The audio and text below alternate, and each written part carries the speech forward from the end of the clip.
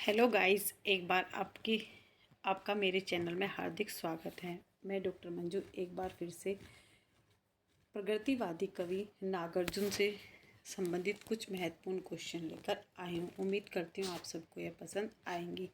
मैं संक्षिप्त परिचय, इनके जीवन परिचय बताते हुए कुछ क्वेश्चनों पर चर्चा करूँगी जो सभी परीक्षाओं के लिए उपयोगी है। जैसे पहला क्वेश्चन है, नागार्जुन किस वाद के कवि हैं? तो प्रगतिवादी कवि हैं। वैसे समाजवादी, प्रगतिशील, जनवादी कवि भी कहा जाता है।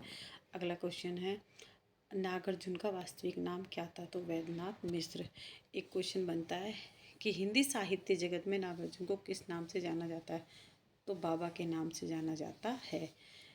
नागार्जुन का जन्म कब हुआ था? तो नागार्जुन का जन्म 30 जून 1911 को बिहार के दरभंगा जिले तरौनी गांव में एक किसान के घर में हुआ था। इनके पिता गोकुल मिश्र मैथिली ब्राह्मण थे।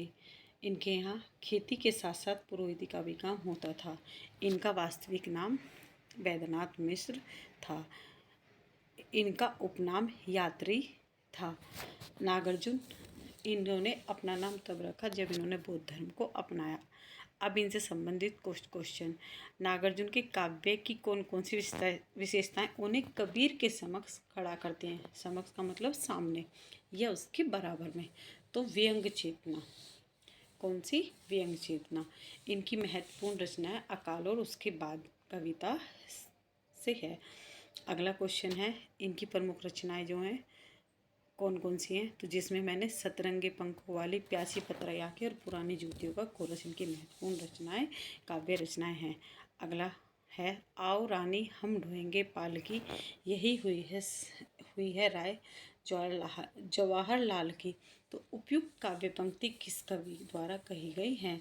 तो नागार्जुन द्वारा कही गई हैं। अगला क्वेश्चन है, हिंदी साहित्य के आधुनिक काल की काव्य धारा में प्रयोगवाद का क्रम क्या है? तो पंचम, मतलब जैसे क्रम में पहले आदि, जैसे इसमें क्रम में आदिकाल, भक्तिकाल, रीतिकाल। आधुनिक काल में जैसे सबसे पहले छायावादी, द्विवेदी काल, उस तरह से पंचम है।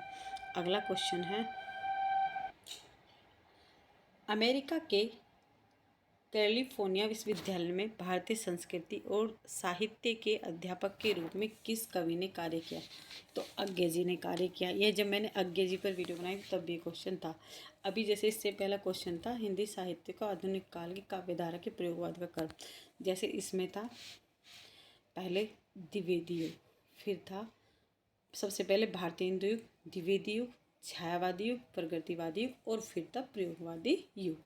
तो पांचवा क्रम का कौन सा? प्रयोगवादी युग। अगला क्वेश्चन है, यह दीप अकेला इसने भरा गर्व भरा मंदमाता, पर इसको भी पंक्ति दे दो, यह भी अज्ञे से द्वारा, यह दीप अकेला से सम। तो इसमें पंक्ति शब्द जो समाज से लिया गया है।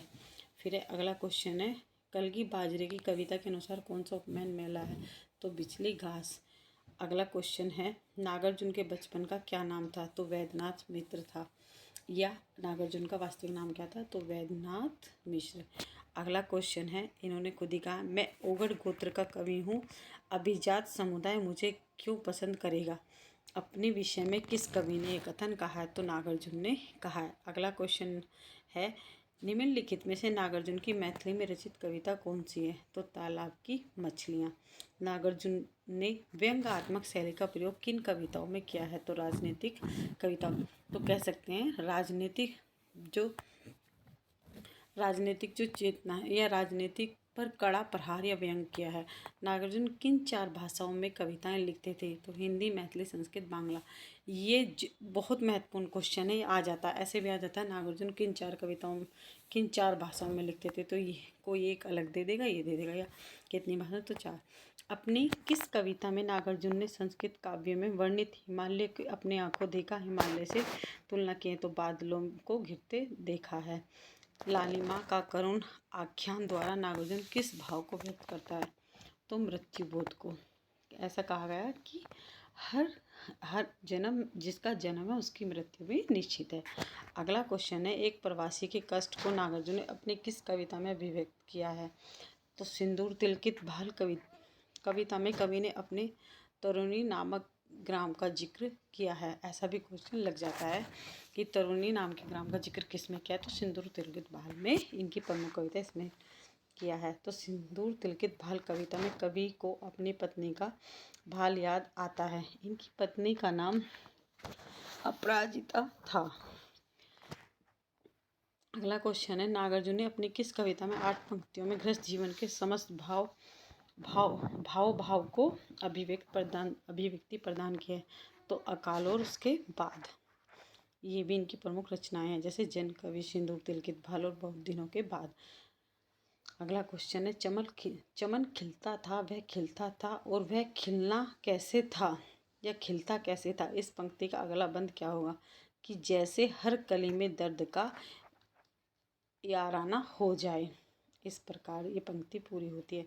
पत्रहीन नगाछा काव्य पर किस कवि को साहित्य अकादमी पुरस्कार मिला था? तो नागार्जुन को। सभी कवियों को इनको, जैसे शमशेर बहादुर को भी, अज्ञे जी को भी, और ज़्यादातर कवियों को साहित्य अकादमी पुरस्कार मिले, तो इससे क्वेश्चन बनेगा। अगला क्वेश्चन है, निम्न में से किस कवि को ज्ञानपीठ पुरस्कार प्राप्त नहीं हुआ? तो कुंवर नारायण को भी हुआ है, नरेश मेहता को और केदारनाथ, इन सबको मिला, लेकिन नागार्जुन को नहीं मिला। ये 2017 का क्वेश्चन आया हुआ है। फटी दरी पर बैठा है चिररोगी बेटा, राशन के चावल से कंकड़ बीन रही पति बेचारी। यह कथन किसका है? पत्नी बेचारी। दोबारा से पढ़ती हूँ। फटी दरी पर बैठा है चिररोगी बेटा, राशन के चावल से कंकड़ बीन रही पत्नी बेचारी। यह कथन किसका है? तो यह है अकाल और उसके बाद कविता से लिया गया, और इसमें नागार्जुन ने बताया कि फटी दरी पर बैठा है चिर रोगी बेटा, मतलब चिर मतलब बीमार बेटा, और राशन के चावल से कंकड़ कौन बीन रही है? मतलब उस लाचार व्यक्ति की पत्नी। अगला क्वेश्चन है, इनमें से कौन सा प्रथम काव्य संग्रह नागार्जुन का है? तो इसमें कई ऑप्शन थे, जैसे युग की गंगा थी, हजार बाहों वाली थी, जूतियों का कोरस था, और इसमें मैंने बस सही ऑप्शन लिया, युग धारा। अगला क्वेश्चन है, नागार्जुन ने किस धर्म की दीक्षा ली थी? तो बौद्ध धर्म की। अगला क्वेश्चन है, इसमें नागार्जुन के घर को किस संज्ञा से अभिहित किया गया? तो आदम का तबेला। या ऐसा भी क्वेश्चन लग जाता है कि नागार्जुन के घर का आलम कैसा था? तो आदम के तबेले जैसा था। अगला क्वेश्चन था, नागार्जुन ने किस काव्य कृति का अनुवाद किया? तो गीत गोविंद। यह जयदेव कृत महत्वपूर्ण रचना है, जो संस्कृत में लिखी गई और इन्होंने इनका हिंदी में अनुवाद किया है। नागार्जुन किस धारा के कवि माने जाते? तो प्रयोगवादी धारा के कवि माने जाते हैं। बादलों को घिरते देख कवि नागार्जुन ने कहाँ की यात्रा के संदर्भ में लिखा है? तो तिब्बत की यात्रा। कालिदास किसकी कविता है? तो नागार्जुन की। भस्मा अंकुर किसका खंड काव्य है? तो यह भी नागार्जुन का है। बाबा नागार्जुन ने बौद्ध धर्म की दीक्षा कहाँ ली थी? तो श्रीलंका में। तो ये कुछ महत्वपूर्ण क्वेश्चन थे जो अभी तक होने वाली सभी परीक्षाओं में कई बार रिपीट हुए हैं। ये मैंने यूपी टीजीटी, पीजीटी और बीए में जो अनसॉल्व पेपर, उनसे इन क्वेश्चनों का संग्रह किया है। उम्मीद करती हूँ आप सबको पसंद आएगा। थैंक यू सभी सपोर्ट में।